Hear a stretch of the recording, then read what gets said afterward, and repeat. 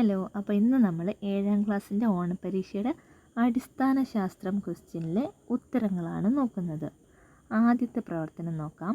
മൂവാണ്ടൻ മാവിൻ്റെ വേരോട് കൂടിയ ചെടിയിൽ നല്ല കായ്ഫലമുള്ള നീലം മാവിൻ്റെ കമ്പ് ഒട്ടിച്ചു ചേർത്ത് മികച്ച ഇനം മാവിൻ തൈ ഉൽപ്പാദിപ്പിക്കുന്നു. ഇങ്ങനെ ഉൽപ്പാദിപ്പിക്കുന്ന മാവിൻ്റെ പ്രത്യേകതകൾ എന്തൊക്കെയാണ്? വേഗം പൂക്കുകയും കായ്ക്കുകയും ചെയ്യുന്നു, വലിയ ഫലങ്ങൾ ലഭിക്കുന്നു അല്ലേ? ഓക്കെ, ഇനി ബി ക്വസ്റ്റ്യൻ നോക്കാം. വർഗസങ്കരണം വഴി ഉൽപ്പാദിപ്പിച്ച തൈച്ചെടി നട്ടിട്ടും കർഷകന് മികച്ച വിളവ് ലഭിച്ചില്ല. മികച്ച വിളവ് ലഭിക്കാൻ കർഷകൻ ശ്രദ്ധിക്കേണ്ട ഏതെങ്കിലും 3 കാര്യങ്ങൾ എഴുതുക. നമ്മളിവിടെ എഴുതി ചേർത്തിട്ടുണ്ട്. വളക്കൂറുള്ള മണ്ണ്, വളപ്രയോഗം, ജലസേചനം. ഓക്കെ, ഇനി സി ക്വസ്റ്റ്യൻ നോക്കാം. ചിത്രത്തിൽ കാണുന്ന 2 പയർച്ചെടികളുടെയും ഗുണങ്ങളോട് കൂടിയ പുതിയ ഇനം പയർച്ചെടി ഉൽപ്പാദിപ്പിക്കാൻ താഴെ പറയുന്നവയിൽ ഏതു മാർഗം സ്വീകരിക്കണം? കൃത്രിമ പരാഗണം സ്വീകരിക്കണം അല്ലേ? ഓക്കെ, ഇനി അടുത്ത പ്രവർത്തനം നോക്കാം. 2ാമത്തെ പ്രവർത്തനമാണ്. എൻ്റെ വീട്ടിൽ പുളി സൂക്ഷിക്കുന്നത് ചെമ്പ് പാത്രത്തിലാണ്. അപ്പോൾ അടുത്ത ആൾ പറയും എൻ്റെ വീട്ടിൽ പുളി സൂക്ഷിക്കുന്നത് മൺഭരണിയിലാണ്. ഇതിൽ ആരുടെ അഭിപ്രായത്തോടാണ് നിങ്ങൾ യോജിക്കുന്നത്? എന്തുകൊണ്ട്? നമ്മൾ പുളി എവിടെ സൂക്ഷിക്കണം? മൺഭരണിയിൽ സൂക്ഷിക്കണം അല്ലേ? മൺഭരണിയിൽ തന്നെ സൂക്ഷിക്കണം എന്നില്ല, പക്ഷേ ചെമ്പ് പാത്രത്തിൽ സൂക്ഷിക്കരുത്. കാര്യം എന്താ? പുളിയിൽ നിന്നൊരു ആസിഡ് ഉൽപ്പാദിപ്പിക്കും അല്ലേ? അത് ചെമ്പുമായിട്ട് രാസപ്രവർത്തനത്തിൽ ഏർപ്പെട്ടിട്ട് ഹൈഡ്രജൻ ഗ്യാസ് ഉൽപ്പാദിപ്പിക്കും അല്ലേ? അപ്പോൾ അങ്ങനെ നമ്മൾ സൂക്ഷിക്കരുത്, ചെമ്പ് പാത്രത്തിൽ പുളി സൂക്ഷിക്കരുത്. ഓക്കെ, ഇനി അടുത്ത ക്വസ്റ്റ്യൻ നോക്കാം. ചില പദാർത്ഥങ്ങളുടെ ഉപയോഗങ്ങൾ താഴെ കൊടുക്കുന്നു. അവ വിശകലനം ചെയ്ത് പട്ടിക പൂർത്തിയാക്കാനാണ് പറഞ്ഞിട്ടുള്ളത്. ഇവിടെ ഞാൻ എ ബി എഴുതിയിട്ടുണ്ട്. ആദ്യത്തേത് ആസിഡാണ്. ആസിഡിന് നമ്മൾ ബി ആണ് കൊടുത്തത് അല്ലേ? അടുത്തത് ബേസാണ് കേട്ടോ. അപ്പോൾ ഇനി ആസിഡിൽ ഏതൊക്കെയാണ് വരുന്നത്? ആദ്യത്തേത് വായിച്ചു നോക്കാം. മോട്ടോർ വാഹനങ്ങളുടെ ബാറ്ററിയിൽ ഉപയോഗിക്കുന്നു. ആസിഡാണല്ലേ? അത് ആസിഡാണ് കേട്ടോ. ഇത് ബി ആണ്. ഇനിയോ മരുന്നുകളിൽ ഉപയോഗിക്കുന്നത് ബേസാണല്ലേ? ഇത് ബേസിൽ വരും. രാസവളം ഉണ്ടാക്കാൻ ഉപയോഗിക്കുന്നു. അതിവിടെ നമുക്ക് നേരത്തെ ഇവിടെ തന്നിട്ടുണ്ടല്ലേ? ഇനിയോ ഗ്ലാസ് നിർമ്മാണത്തിന് ഉപയോഗിക്കുന്നു. അത് എ ആണല്ലേ? അതിവിടെ വരും. പിന്നെ മണ്ണിൻ്റെ അസിഡിറ്റി കുറയ്ക്കാൻ ഉപയോഗിക്കുന്നു. അതും ഇവിടെ നമുക്ക് തന്നിട്ടുണ്ട്. ഓക്കെ, മനസ്സിലായല്ലോ? നിങ്ങൾ എഴുതുമല്ലോ. ഞാൻ എല്ലാ ആരോ ഇട്ട് കാണിച്ചിട്ടുണ്ട്. ഇവിടെ എ എഴുതിയിട്ടുണ്ട് കേട്ടോ. എയും ബിയും എഴുതിയിട്ടുണ്ട്. നോക്കാം. ഓക്കെ, ഇനി അടുത്ത ക്വസ്റ്റ്യൻ നോക്കാം. സോപ്പ് നിർമ്മാണവുമായി ബന്ധപ്പെട്ട പ്രസ്താവനകളാണ് താഴെ നൽകിയിരിക്കുന്നത്. ശരിയായവ ഏത്? 3ഉം 4ഉം ആണ് ശരി കേട്ടോ. അത് മാത്രം വായിക്കാം. സോപ്പിൻ്റെ ഗാഢതയും അളവും കൂട്ടാനായി സോഡിയം സിലിക്കേറ്റും സ്റ്റോൺ പൗഡറും ഉപയോഗിക്കുന്നു. സോഫ്റ്റ് സോപ്പ് നിർമ്മിക്കാൻ പൊട്ടാസ്യം ഹൈഡ്രോക്സൈഡ് ഉപയോഗിക്കുന്നു. ഓക്കെ, ഇനി പ്രവർത്തനം 3. മികച്ച വിളവ് ലഭിക്കാൻ കർഷകനെ ഉപയോഗിച്ച ചില വളങ്ങളുടെ പ്രത്യേകതകളാണ് ചുവടെ നൽകിയിരിക്കുന്നത്. പ്രസ്താവനകളെ വിശകലനം ചെയ്ത് പട്ടിക പൂർത്തിയാക്കാനാണ് പറഞ്ഞിട്ടുള്ളത്. ഇവിടെ 2 ബോക്സ് തന്നിട്ടുണ്ട്. ഒന്നിൽ ജൈവ വളങ്ങളാണ്, രണ്ടാമത്തേതിൽ എന്താ എഴുതേണ്ടത്? രാസവളങ്ങളാണ് കേട്ടോ. ഓക്കെ, അപ്പോൾ ഇനി ജൈവ വളങ്ങളിൽ വരുന്നത് നേരത്തെ ചെയ്ത പോലെ ഇവിടെ എയും ബിയും നമ്മൾ ചെയ്ത് വെച്ചിട്ടുണ്ട്. അപ്പോൾ അത് നമ്മൾ ഈ ബോക്സിലേക്ക് എഴുതിയെടുക്കണം.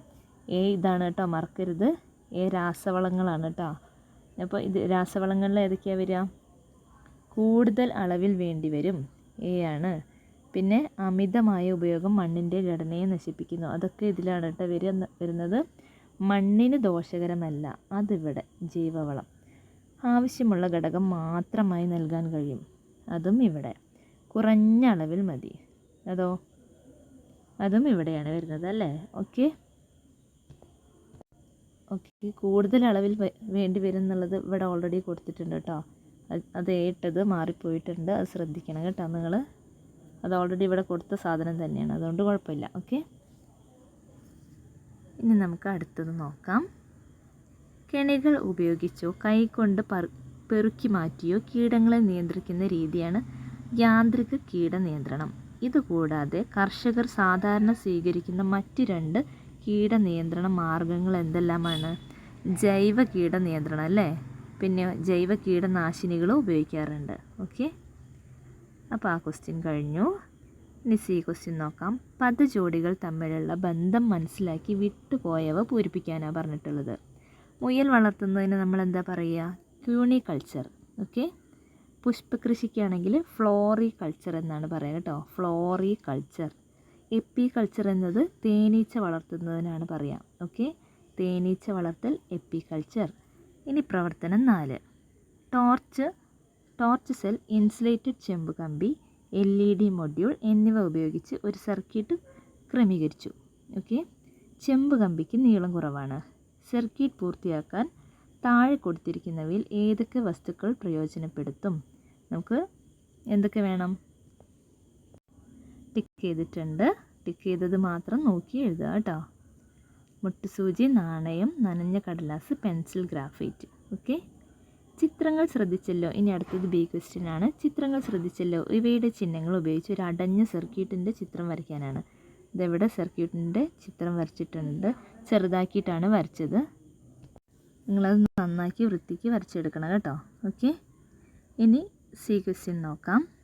വൈദ്യുത ലൈനുകളായി സാധാരണ ഉപയോഗിക്കുന്ന ലോഹം താഴെ കൊടുത്തിരിക്കുന്നവയിൽ ഏതാണെന്ന് എഴുതുക. അത് അലൂമിനിയാണ് കേട്ടോ. അണ്ടർലൈൻ ചെയ്തിട്ടുണ്ട്, അലൂമിനിയം. ഓക്കെ. ഇത് ബൾബാണ് ഇത് കേട്ടോ. ഓക്കെ. ഇനി അടുത്ത ക്വസ്റ്റ്യൻ നോക്കാം. പ്രവർത്തനം 5. കായിക പ്രജനനവുമായി ബന്ധപ്പെട്ട പട്ടികയാണ് താഴെ കൊടുത്തിരിക്കുന്നത്. അനുയോജ്യമായ രീതിയിൽ പട്ടിക പൂർത്തീകരിക്കുക. കറിവേപ്പിൻ്റെ വേരാണല്ലേ, വേരാണ് വരുന്നത്. കാണ്ഡം വഴി പ്രജനനം നടക്കുന്നത് റോസ് എഴുതാം നമുക്ക്. ഇലമുളച്ചിയുടേതാണെങ്കിൽ ഇലയാണല്ലേ. അതെ. ഇനി ചേമ്പിനാണെങ്കിൽ ഭൂകാണ്ഡമാണ് കേട്ടോ. ഭൂകാണ്ഡം വഴിയാണ് കായിക പ്രജനനം. ഓക്കെ. ഇനി ബി ക്വസ്റ്റ്യൻ നോക്കാം.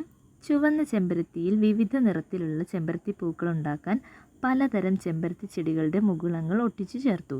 ഇതിൻ്റെ വിവിധ ഘട്ടങ്ങൾ ക്രമമായി എഴുതാനാണ് നമ്മളോട് പറഞ്ഞിട്ടുള്ളത്. ആദ്യത്തേത് അവിടെ തന്നിട്ടുണ്ട്. വിവിധ നിറങ്ങളിലുള്ള ചെമ്പരത്തികളുടെ മുകുളങ്ങൾ തൊലിയോടുകൂടി ചെത്തിയെടുക്കുക. അടുത്തത് എഴുതുക. ചുവന്ന ചെമ്പരത്തിയിലെ മുകുളം ഒട്ടിക്കാനുള്ള സ്ഥലത്തെ തൊലി ചെത്തിയെടുക്കുക. എന്നിട്ടോ റൂട്ട് സ്റ്റോക്കിൽ തൊലി നീക്കിയ ഭാഗങ്ങളിൽ മുകുളം പുറത്ത് കാണുന്ന വിധം, അടുത്തത് ഇവിടെ മുതൽ എഴുതണേ, പുറത്ത് കാണുന്ന വിധം പോളിത്തീൻ ടേപ്പ് കൊണ്ട് പൊതിഞ്ഞ് കെട്ടുക. മുകുളം വളരാൻ തുടങ്ങിയാൽ സ്റ്റോക്കിൻ്റെ മുകൾ ഭാഗം മുറിച്ച് മാറ്റുക. ഓക്കെ. ഇതുവരെ മനസ്സിലായല്ലോ. ഓക്കെ. ഇനി സി ക്വസ്റ്റ്യൻ നോക്കാം. ഈ ബോക്സ് പൂർത്തിയാക്കാനാണ് തന്നിട്ടുള്ളത്. അപ്പോൾ ഇവിടെ വിട്ട ഭാഗം ഏതാണ്? CPCRI ആണ് കേട്ടോ. കേന്ദ്ര തോട്ടവിള ഗവേഷണ കേന്ദ്രമാണ്. ഗവേഷണ കേന്ദ്രത്തിൻ്റെ കീഴിൽ കൊടുക്കേണ്ടത്. ഇവിടെ CPCRI കേന്ദ്ര തോട്ടവിള ഗവേഷണ കേന്ദ്രത്തിലാണ് തെങ്ങ് കവുങ്ങ് വരുന്നത്. ഓക്കെ. CTCRIയിലാണെങ്കിലോ കിഴങ്ങ് വർഗ്ഗങ്ങൾ. ഓക്കെ. ഇനി നമുക്ക് അടുത്ത ക്വസ്റ്റ്യൻ നോക്കാം. 6ാമത്തെ പ്രവർത്തനമാണ്.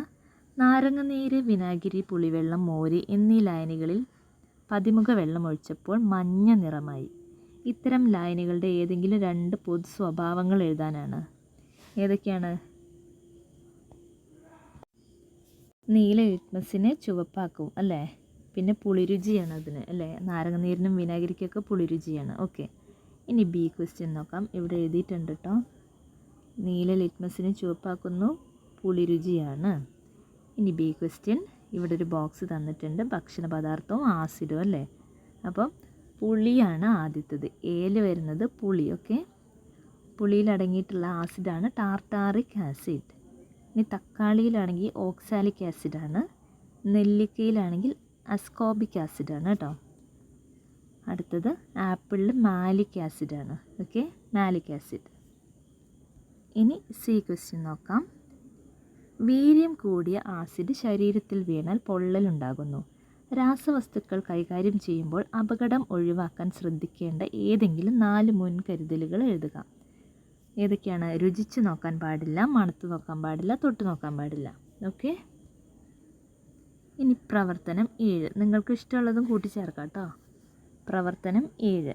ഇലക്ട്രീഷ്യന്മാർ ഉപയോഗിക്കുന്ന ചില ഉപകരണങ്ങളുടെ ചിത്രങ്ങൾ നിരീക്ഷിക്കുക. ഇതൊക്കെ നമ്മൾ കണ്ടിട്ടുണ്ടല്ലേ വീട്ടിൽ. ഓക്കെ, അപ്പോൾ എ ക്വസ്റ്റ്യൻ എന്താ? താഴെ കൊടുത്തിരിക്കുന്ന ഉപയോഗങ്ങൾക്ക് അനുയോജ്യമായ ഉപകരണങ്ങൾ ഏതെല്ലാമാണ്? ഇലക്ട്രിക് വയറിൻ്റെ ഇൻസുലേഷൻ കളയുന്നതിന് ഡി ആണ് നമ്മൾ ഉപയോഗിക്കുന്നത്, ഇൻസുലേഷൻ കളയാൻ കേട്ടോ. ഇനി സെക്കൻഡ് എന്താ? വൈദ്യുത പ്രവാഹം പരിശോധിക്കുന്നത്. കറണ്ട് ഉണ്ടോ ഇല്ലയെന്ന് നമ്മൾ എങ്ങനെ നോക്കുക?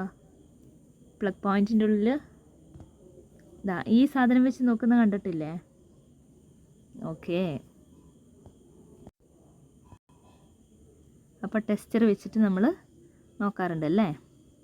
അപ്പം എ ആണ് അവിടെ കേട്ടോ. ഞാനിവിടെ ആൻസറിൻ്റെ കോഡ് എഴുതിയിട്ടുണ്ട് കേട്ടോ, അത് നോക്കി എഴുതണേ.